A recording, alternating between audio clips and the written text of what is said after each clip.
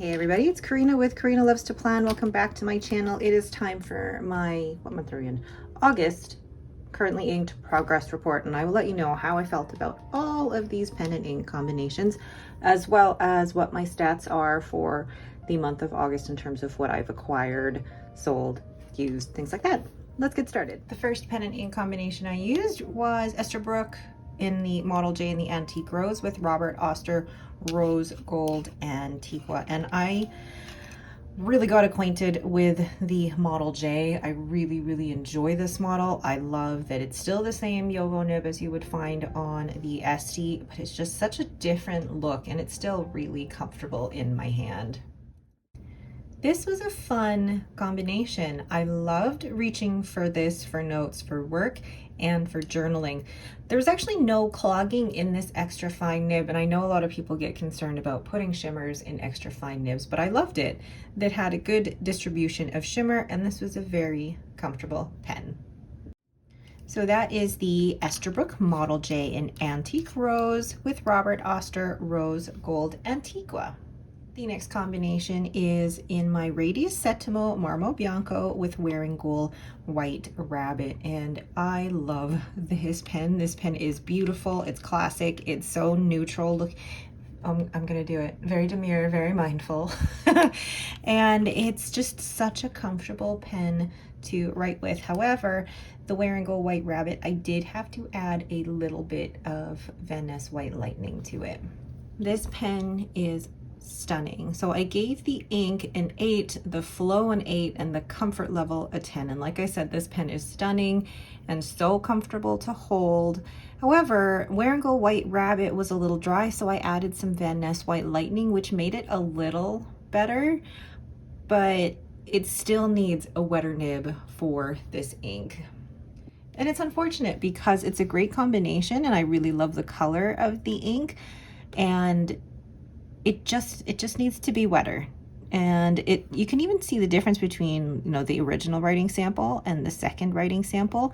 And I think that has something to do with the White Lightning, but also in terms of how well that pen caps. If it's not capping as well as it could be, that's going to affect the way that the ink is in the nib once you actually start writing with it.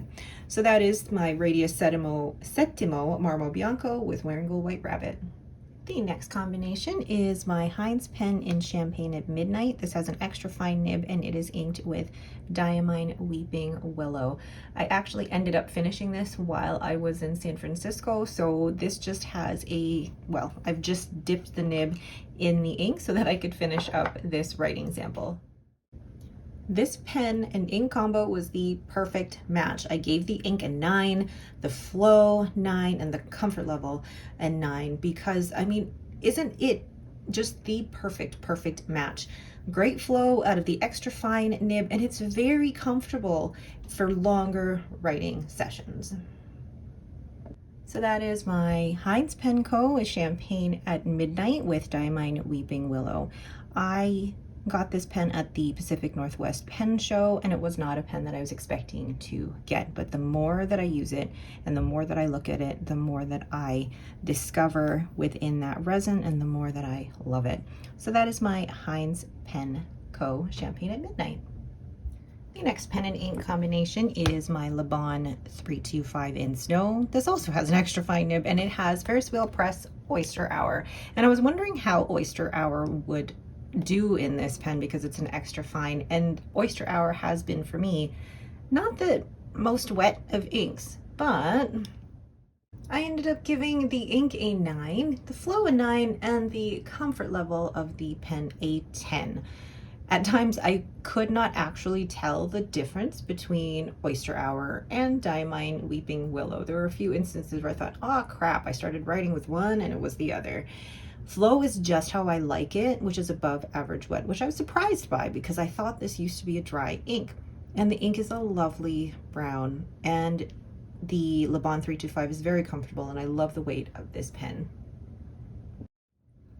So that is the Le Bon 325 with Ferris Wheel Press Oyster Hour. The last pen and ink combination is my Pelikan M1000 in Renaissance Brown, and this has a needlepoint nib, and this has Robert Oster Cafe Crema. I used this in my A6 5-year journal, but I was also using it for notes for work, and I was very conservative with how much I filled it with, and I ended up running out, so I had to re-ink this, and I'm so glad that I did because I have loved writing with this. So I gave the ink a 10, the flow a 10, and the comfort level of the pen a 10. This shade of brown is gorgeous. Such a wet combo, but the needlepoint nib actually makes it manageable for my tiny writing. And why does the M1000 have to be so comfortable? I mean, like, the most expensive pen is the most comfortable. And actually, even with that really large nib, it's still manageable for me writing. I mean, this is just after having a manicure, so my nails aren't really long, but it's still such a comfortable pen. Oh, why does the most expensive Pelikan have to be the most comfortable? Hate that. All right, so that is the Pelikan M1000 in Renaissance Brown with Robert Oster Cafe Crema. The next pen and ink combination is my Zodiac Penco in the Cancer model, and this is in the 3 Olives Martini. I'm just going to let you admire how beautiful that resin is, and in the matte finish too. Oh, it's beautiful. And it has Robert Oster Osterkiza Al, oh my gosh, olive. Read the words on the page. So I gave the ink a little bit of a hard start there. Gave the ink an 8, and the flow, I actually had to prime the feed a little bit. I gave the flow a 7 and the comfort level of the pen a 9. The ink flows okay, average, but due to the humidity, or well, lack thereof, where I live, it seemed to dry up in the pen, so it looks a little darker at first. But I do love the shape of the Cancer model. And I mean, it's such a pretty pen, and I love the extra fine cursive smooth italic on there. So I think if I'm going to use this in the future, 1, I'll make sure I do use it daily, but 2, I need to put in a slightly wetter ink, but I also need to be aware of just humidity and the dryness and evaporation. All right, so that is my Zodiac Penco Cancer model in the 3 Olives Martini with Robert Oster Astrokiza Olive. The next pen and ink combination is my Schaefer Oversized Balance with Diamine Meadow.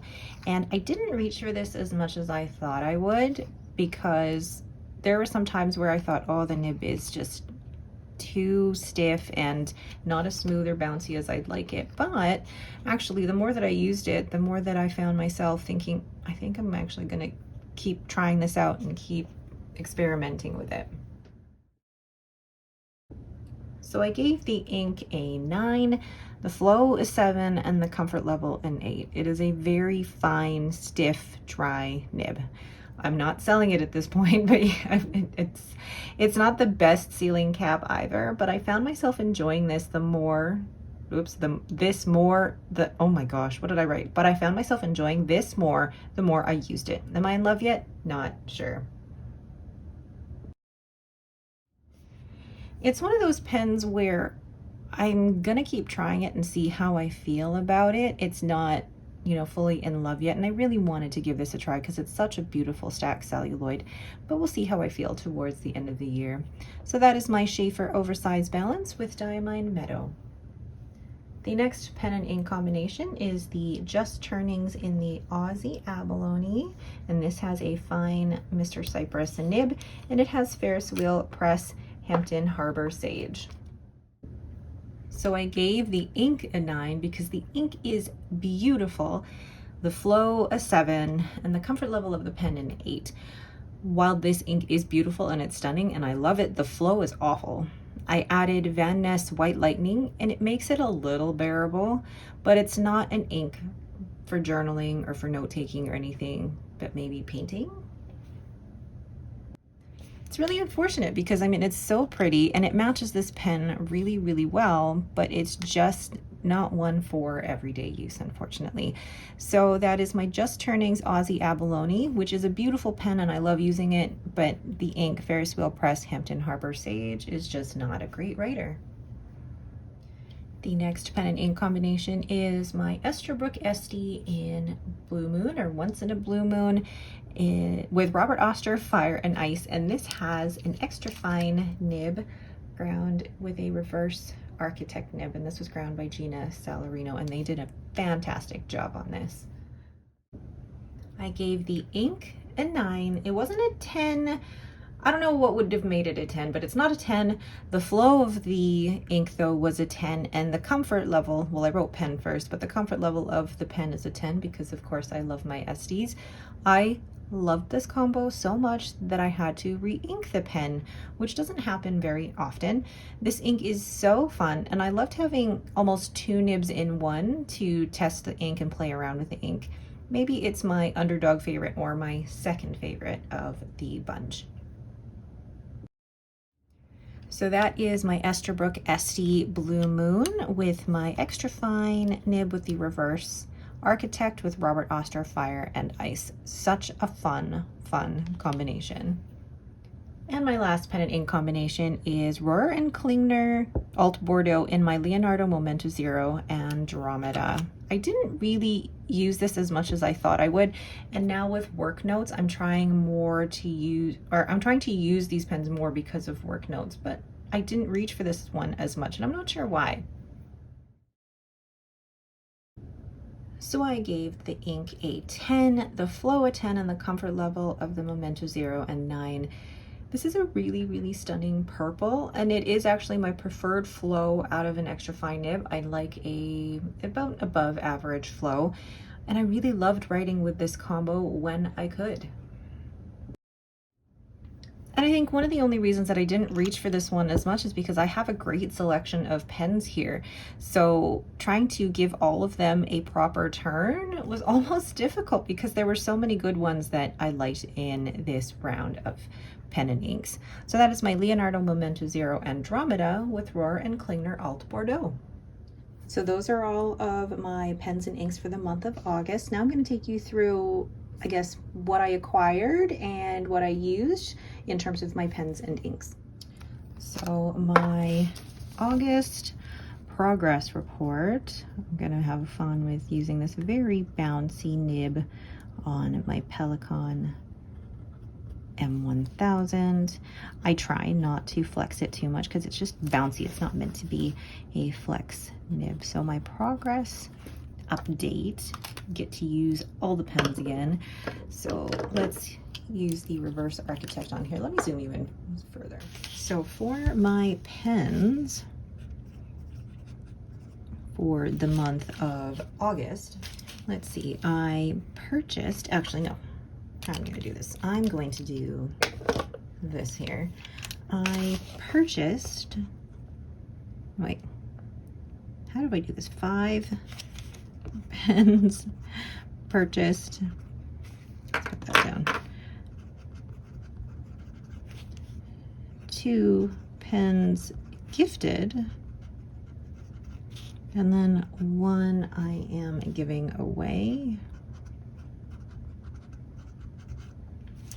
And then in terms of samples, I have a lot this month.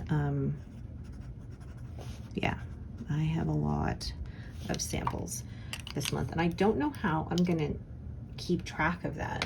The reason I'm having difficulty figuring that out is because I did get a whole bunch of ink samples when I was in San Francisco, but I haven't swatched them yet. So if I haven't swatched them yet, then I haven't put them into my spreadsheet. So I won't count them as of yet. But in terms of samples that I was, well, 0. Oops, did I just get ink on my finger? 0 samples purchased. 9, nope, that's wrong. 13 samples gifted. And then 8 used or given away. And then we have our ink bottles, which I did acquire a few this month. Not because I purchased any, but because of friends. So there were 0 bottles purchased, Yay me. And then I had 4 bottles gifted to me. And then I gave away, well, I gave away 1 and then used up 1. Given away. So, according to my end of month stats, oh gosh, sorry, off camera, my end of month stats, we have how many pens in my, oh my gosh, collection. We were at 47 pens, which brings me up 6. I'm up 6 pens technically from last month. Ink samples, I am at 74 samples, which I'm only 2 up from, oh gosh, 2 up. And then in terms of bottles, I'm at 46 bottles. So I am up 2 bottles. Okay, not bad for the overall month, but that's still not counting all of the samples that are in that corner. It's literally in that corner staring at me that I have to swatch. I'm very excited to swatch all of them because people have been just so kind in swapping with me, but also gifting me samples, and I love swatching ink. So that'll be a good long-term project. I say long-term, but like the month of September project for me. All right, so that is it for me for the month of August. Thank you all so much for joining me. Just letting you know, I will be attempting to do 30 inks, 30 days for the month of September, but I'll be doing it for all of my ink bottles. I was inspired by Simone with her Summer of Ink bottles, that I want to do all of the ink bottles that I currently own for 30 inks, 30 days. And I'm gonna do it very similarly to the way that I did June, where I did the swatch. I'll also do the Zentangle, but I'm also going to do a big ink swatch like that. I don't know if I'm gonna get around to being able to do any transcribing. I do miss transcribing, but I also love doing the doodles. I'm going to add more papers here as well, so that'll be really, really interesting to watch. All right, again, that is it for me. Thank you all so much for watching. If you have any questions, please leave them down in the comments below. If you like this video, please leave me a thumbs up and don't forget to subscribe. Thank you so much for watching and have yourselves a great day.